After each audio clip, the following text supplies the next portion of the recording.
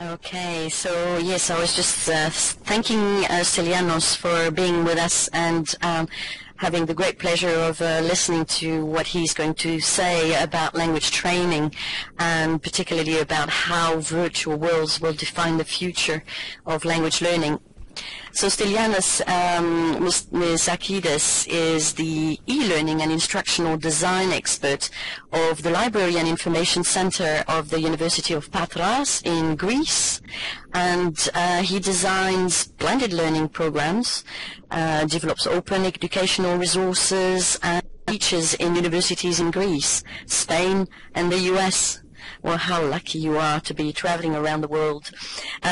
More specifically, he is the Adjunct Faculty of the Open University of Catalonia and a teaching mentor in the University of Washington's Virtual World Certificate Program, which you completed, I believe, in 2011, didn't you, with the Mayan Island, which unfortunately had disappeared.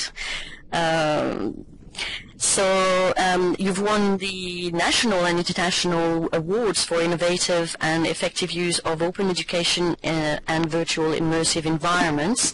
And currently, Stylianos, you're spearheading Immersive World Service, an initiative to help institution and business harness the potential of virtual immersive environment and virtual collaboration. So without further ado, please join me in welcoming Stylianos for this great keynote. Hello. Thank you very much, Seba. That has been a magnificent introduction. So, first of all, let's make sure if you can hear me. So please write something on the chat. Yes, why? If you can hear me fine. Excellent. Thank you very much, everyone, for the rapid feedback. So, as I already mentioned, I am Greek and I love democracy. So I'd like to, walk the talk and implement democracy into this talk right away. So I'd like to give you a choice now, and this is important because this is going to affect the rest of the keynote, because I have actually two versions of this keynote. One which is very traditional and very something this is going to go very smooth, but we have something else which is going to be something more experiential and might be dangerous, and it's going to trick you and it's going to challenge you. So which one do you want? You want the quiet choice, or do you want the challenging one? Which one? So one or two? Challenge. Charlie, I see, already wants to challenge. So if you please write if you want the challenge or quiet in the chat, please. Uh-oh. No. Half of both. Compromise. Oh, some is for quiet, some are for challenge, but there seems to be a majority for challenge. Okay, both. Okay, so we will try to integrate elements of both inside. So thank you first of all for being here, and thanks very much to Heike and the this fantastic initiative, the conference, which is going to be mentioned so many times in so many ways in the future, and the way it has demonstrated how things should be done. Great. So, okay, so since we're going the way of the challenge, I would like to warn you, and first of all, ask you for your avatar to stand up, because you're not going to sit and watch. We're going to do something which will going to be something more action-oriented. Not so much, but a bit, just to make sure. So I want to make sure that you are actually following and you are going to participate, not just listening to some guy who's just sitting in front of you. So please stand up if you want, your avatar, just to make sure that you are in a position to assume action. Okay, most of you. Oh, actually, that reminds me of the Dead Poets Society actually scene. So that's really nice. It's a nice screenshot. So, so let's see. Before we start, I would like to introduce myself. And as Iber said, I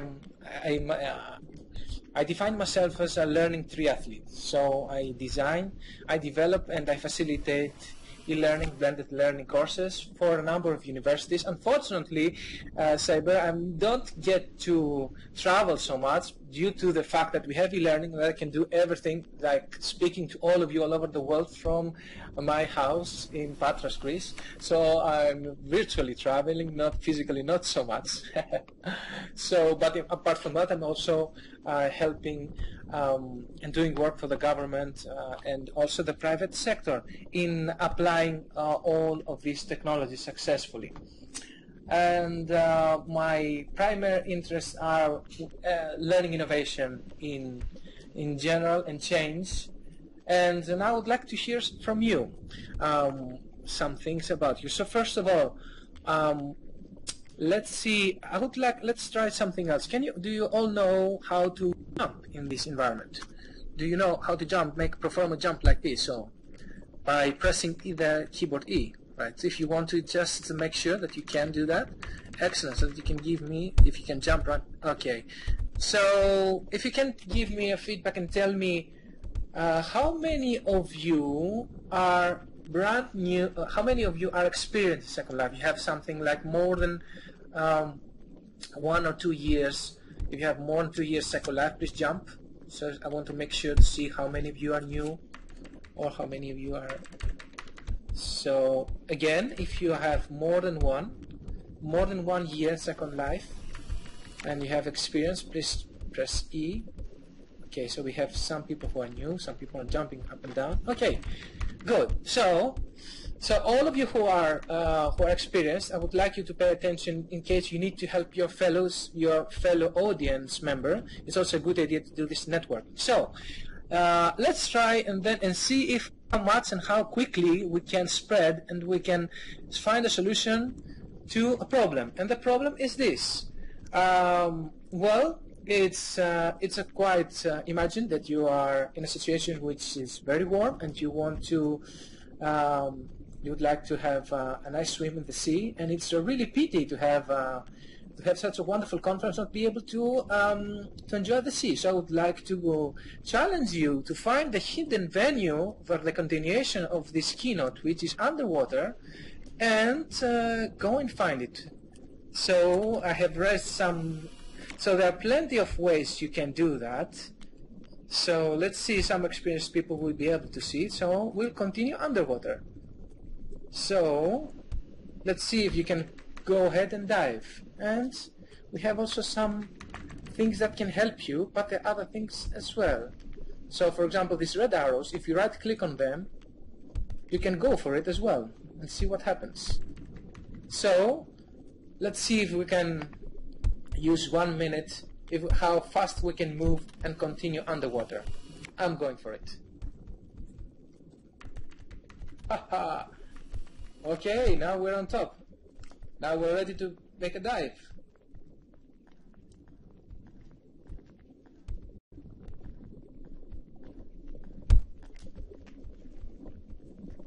So I hope, I see Karelia and Mahram are already here. Hopefully you can still hear me. Oh, these red arrows are really tricky.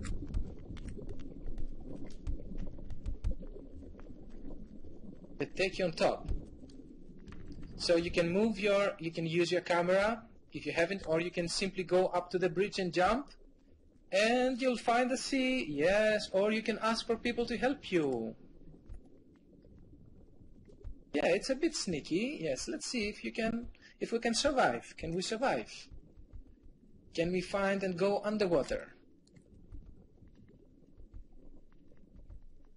For a very low wage. So is there a way to enhance the financial stability and of language educators using technology? And I found this a very interesting story.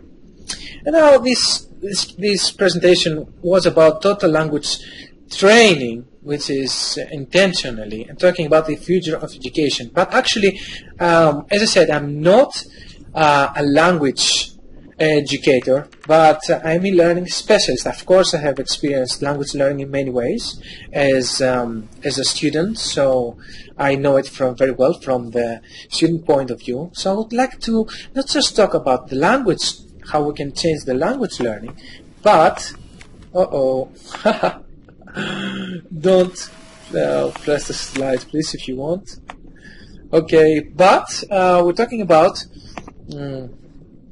normative, total normative training. So how we are going to change the norm in general. Okay. So how I believe that virtual worlds and the educational technology that we have in our arsenal changes not just language learning, but the norm, the current paradigm of learning as well.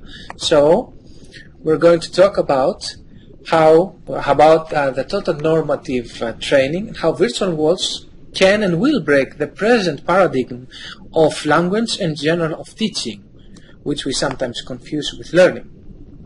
So, and if you noticed, total normative training is something like TNT, so it's really something explosive which is going to change things. So TNT or dynamite, I think we have also some we have some chemists around here, but let's keep them quiet and let's make a very quick tour. Can you tell me very quickly